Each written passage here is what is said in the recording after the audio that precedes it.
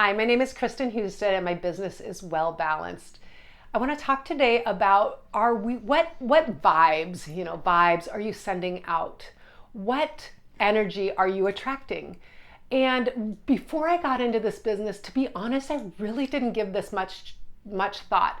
But as I'm seeing over and over and over again with hundreds and hundreds of clients, that we really do attract maybe what we think we deserve, or we send out vibes of maybe pushing people away, or we send out vibes of fear or whatever it is. Sometimes we're not even aware we're doing it. So I really try in my business to teach people to be more connected to their body and their mind and their spirit, that we all three of them work together for healing. So the thoughts that go on in our head are happening in our body physiologically as if they're happening in real life, in the life that we feel like we can manipulate, this physical world. In our body, the thoughts that go on in our head are happening in our body as if they're happening in real life. And I can't say that enough. So let's say you go over and over and over in your head about a trauma that happened to you. And I honor wherever anyone's at in their trauma situation. But what the head will do is they call looping. It loops and it loops and it loops. What it's doing is you're trying to make sense of something that does not make sense. And so we stay stuck in a pattern. And so we stay in that trauma that happened a while ago. So even though we think, oh, I'm safe right now in my world, in my life, in our body, we're sending the signal that it's not safe every time that we relive that trauma.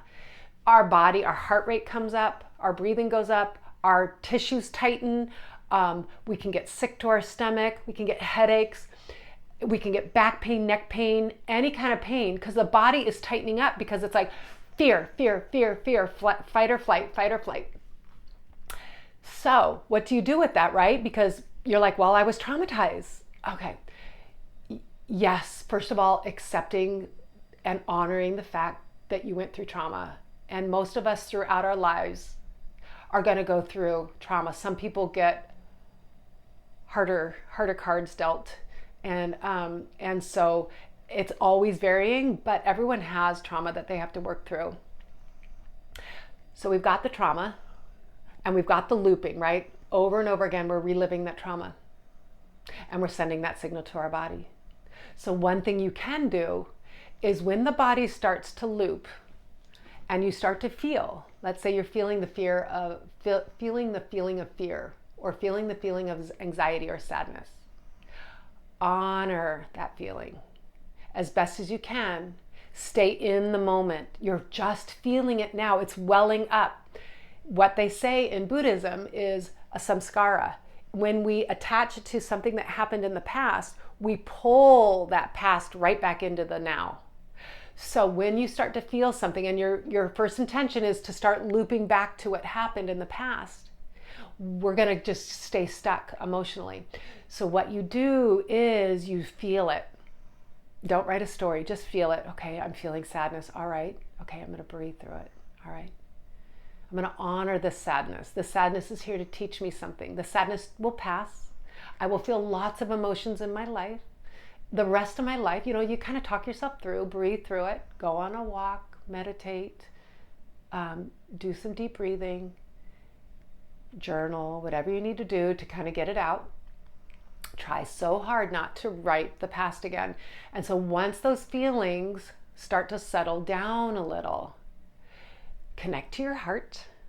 Okay. So first of all, you feel, you don't want to shove them down right away. You want to feel your feelings. All right. Connect to your heart and start breathing in love. Love can conquer all.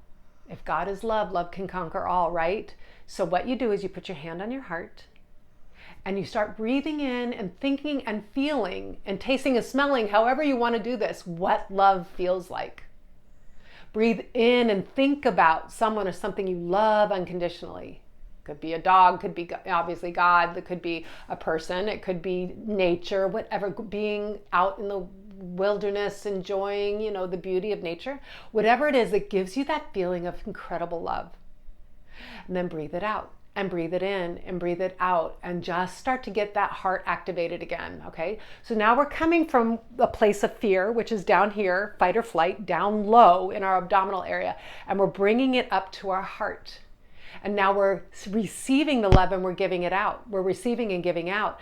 And so now we're starting to really change our serotonin. I mean, this is not just, woo-woo stuff. This really is changing the dynamics of what we're sending to our body. Now our mind is thinking love, right? You can breathe in compassion. You can breathe in forgiveness. You can breathe in gratitude. You can breathe in grace, hope, joy, peace, healing. The more that you breathe in those higher vibrations, the more your body starts to rise up. Okay, the more you start to rise up, you get out of that feeling of fear in your gut, and you come to a place of where you're feeling stronger, right? And then it could take maybe a minute or 2 or 3. Then you give gratitude and thanks and just kind of bring yourself back out. So what you're doing is you're taking that trauma and you're giving it something to transition to from fear into love. You're not ignoring it. You're not pushing it down. You're not pushing it aside. You are literally honoring it, feeling it, then making the choice to pull it up. Okay? Now that's my dog. We can have choices in life. We can stay stuck. If you feel, a lot of people feel like if they have someone who passed on, they feel if they stay stuck and they stay sad, they're honoring that person. And I honor wherever people are at with that, because it's your personal journey. But when you're ready, you can start to transition more into love and gratitude. And then a lot of people find a purpose in life. They find a purpose to what they want to use in order to honor their loved ones, in order to give back, in order to heal themselves. Again, everybody's timing is going to be different, and you've got to honor where you're at in life. But we all have the choice. Where do we want to be in life? Do we want to be here in our sorrow? Maybe you do. And then you're going to honor that. Make that a choice. Make it a conscious choice. And we don't want to stay in I just can't get this. Make it a conscious choice. I'm choosing to feel this for now because I need this for now. And honor that you want to be there. When you're ready, honor that. Honor that you're ready to move up and out. And it doesn't mean you're forgetting your trauma or you're letting that trauma just get away, right? Like, oh, that happened to me and it doesn't matter. It all matters. But what we have in life is the here and now. And what we have is this very moment. And so we can just live moment by moment. And maybe you do want to say, every day at 3 o'clock, I want to really grieve, or I want to really feel sad. Give yourself 20 minutes, feel sad, allow yourself to move up and out. Do whatever it takes for you, but know that you have the tools to allow yourself to move forward and to heal. Thank you and have a great day.